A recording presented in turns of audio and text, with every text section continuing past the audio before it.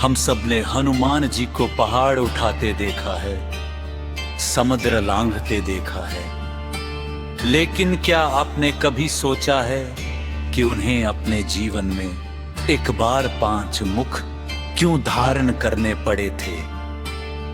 ये कोई शक्ति प्रदर्शन नहीं था, बल्कि ये एक ऐसी खौफनाक पहेली को सुलझाने के लिए था जिसे अगर हनुमान जी एक सेकंड में हल नहीं करते तो पाताल लोक के अंधेरे में प्रभु श्री राम और लक्ष्मण की बलि चढ़ा दी जाती। जानिए उस काल रात्रि का सच। रामायण का महायुद्ध अपने अंतिम चरण में था। रावण अपने वीर योद्धाओं कुंभकर्ण मेघनाथ को खो चुका था। हार उसकी चौखट पर खड़ी थी। हताशा में रावण ने अपना आखिरी और सबसे खतरनाक पत्ता फेंका। उसने याद किया अपने सौतेले भाई को, जो धरती पर नहीं बल्कि के नीचे पाताल लोक में राज करता था। उसका नाम था अहिरावण और उसका साथी महिरावण। अहिरावण कोई आम योद्धा नहीं था। वो काला जादू तंत्र मंत्र और मायावी शक्तियों का बादशाह था। वो रूप बदलने में माहिर था। रावण ने उसे संदेश भेजा, आज रात ही राम और लक्ष्मण का काम तमाम कर दो, युद्ध अपने आप खत्म हो जाएगा। संगीत विभीषण राम रंगी चाले जानते थे। उन्होंने हनुमान जी को चेतावनी दे।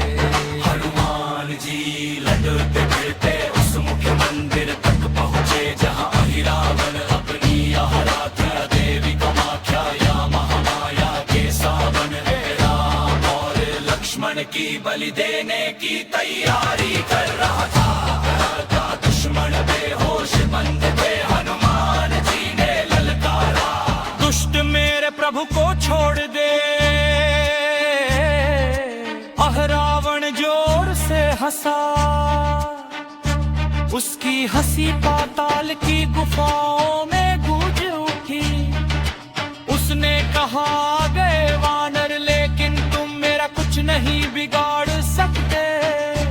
मुझे वरदान है, मेरी मौत किसी हथियार से नहीं हो सकती।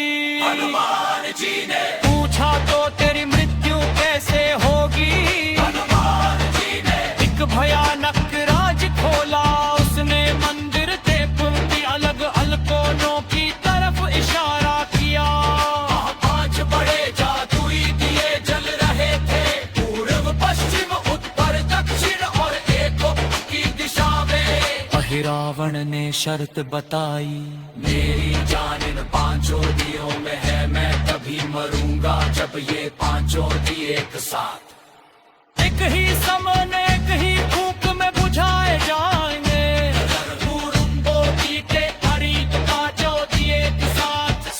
एक ही समय में एक ही फूंक में बुझाए जाएंगे। एक ही समय में एक ही फूंक में बुझाए जाएंगे। एक ही समय में एक ही फूंक में बुझाए जाएंगे। अबे उसने कहा, आ गए वानर, लेकिन तुम मेरा कुछ नहीं बिगाड़ सकते। मुझे वरदान है, मेरी मौत किसी हथियार से नहीं हो सकती।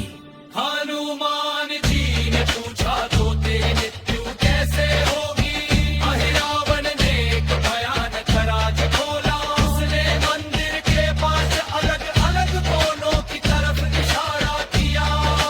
वहाँ 5 बड़े जादुई दिए जल रहे थे, पूर्व पश्चिम उत्तर दक्षिण और ये ऊपर की दिशा में। अहिरावण ने शर्त बताई, मेरी जान इन 5 दियों में है,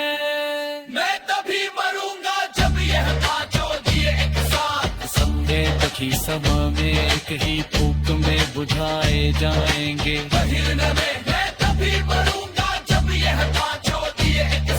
सन्ने एक ही समय में एक ही फूक में बुझाए जाएंगे।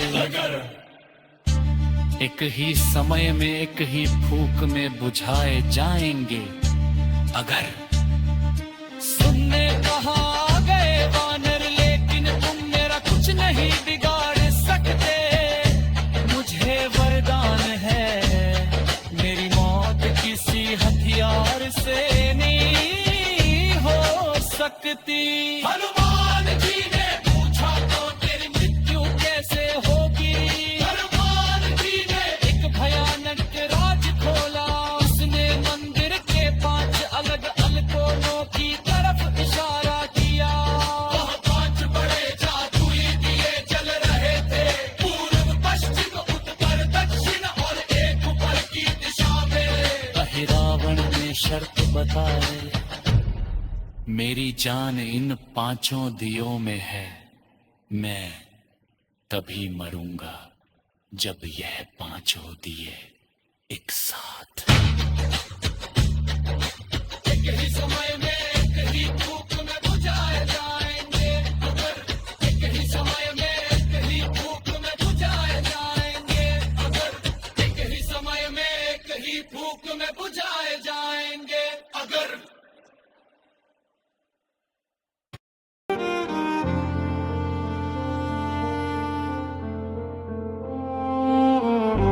एक भी दिया जलता रहा तो मेरा बाल भी बांग का नहीं होगा। और वानर तेरे पास तो सिर्फ एक मुख है। तू एक साथ 5 दिशाओं में फूंक कैसे मारेगा। हनुमान जी स्तब्ध रह गए। ये असंभव था।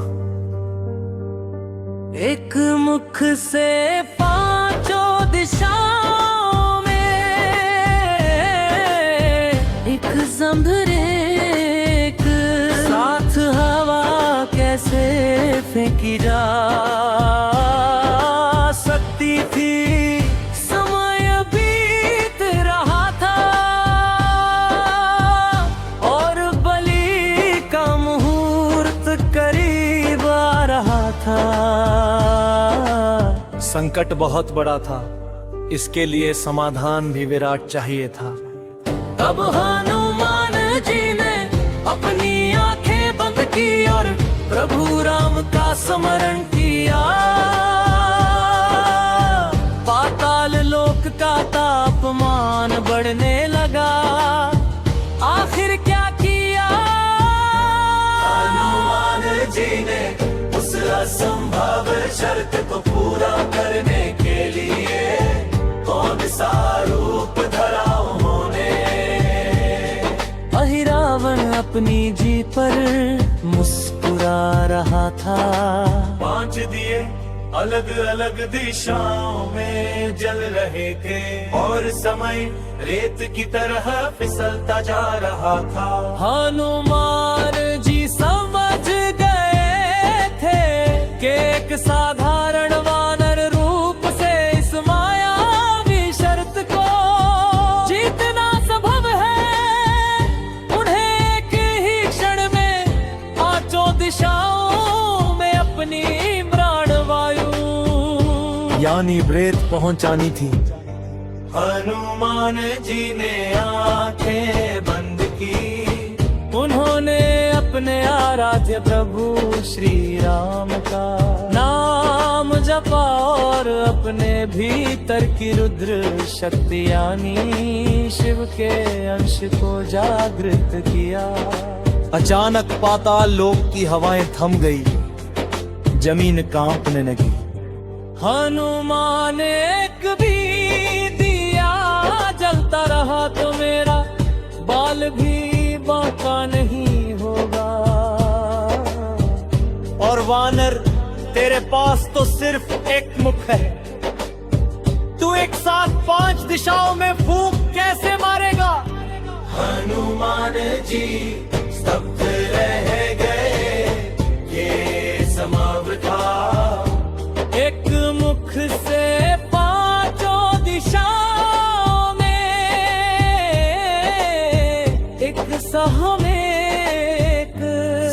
हवा कैसे फेंकी जा सकती थी। समय बीत रहा था और बलि का मुहूर्त करीब आ रहा था। संकट बहुत बड़ा था, इसके लिए समाधान भी विराट चाहिए था। तब हनुमान जी ने अपनी आंखें बंद की और प्रभु राम का स्मरण किया। पाताल लोक का तापमान बढ़ने लगा, आखिर क्या किया हनुमान जी ने उस असंभव शर्त को पूरा करने के लिए कौन सा रूप धरा उन्होंने। अहिरावण अपनी जीत पर मुस्कुरा रहा था। 5 दिए अलग अलग दिशाओं में जल रहे थे और समय रेत की तरह फिसलता जा रहा था। हनुमान जी समझे मारे थे, एक साधारण वानर रूप से इस मायावी शर्त को जीतना संभव है। उन्हें एक ही क्षण में 5 दिशाओं में अपनी प्राणवायु यानी ब्रेथ पहुंचानी थी। हनुमान जी ने आंखें बंद की, उन्होंने अपने आराध्य प्रभु श्री राम का नाम जपा और अपने भीतर की रुद्र शक्ति यानी शिव के अंश को जागृत किया। अचानक पाताल लोक की हवाएं थम गई, जमीन कांपने लगी। हनुमान कई राक्षस देखे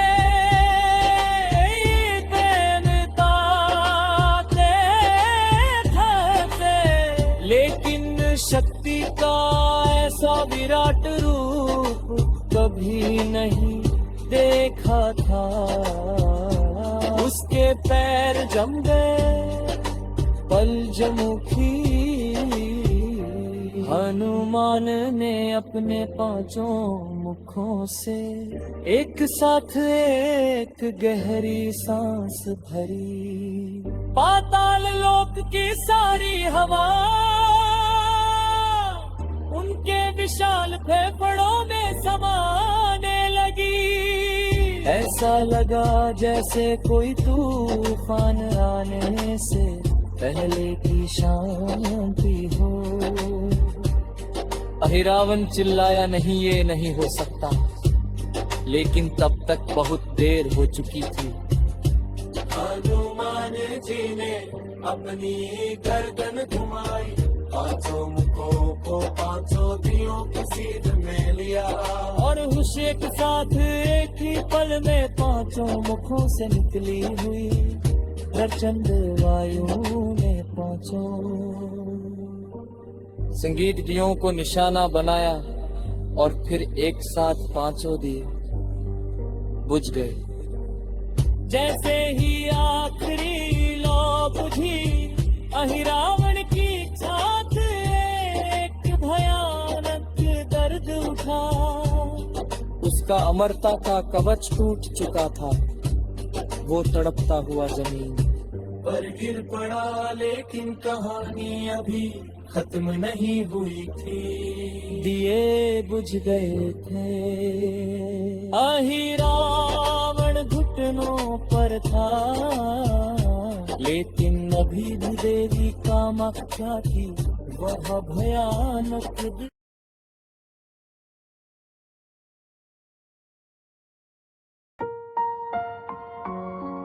अवतार खड़ा था।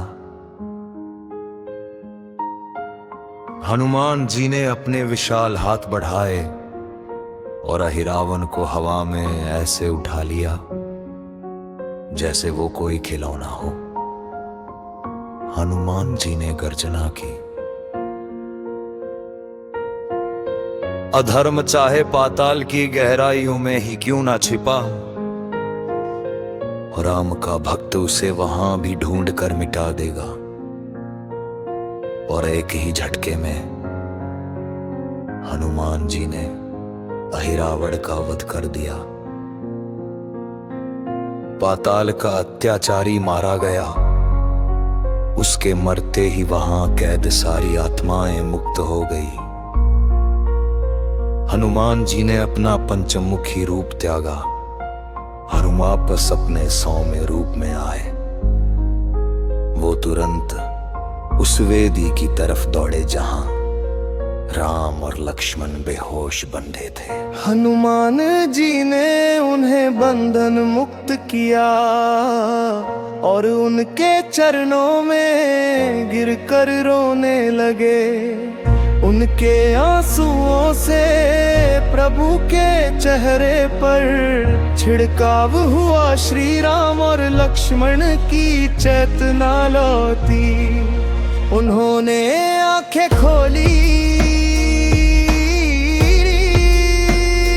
सामने हनुमान को देखकर श्री राम हैरान रह गए। श्री राम जी बोले, हनुमान तुम यहाँ, हम तो कुटिया में सो रहे थे। हम पाताल कैसे आ गए? विभीषण जो अब वहां पहुंच चुके थे,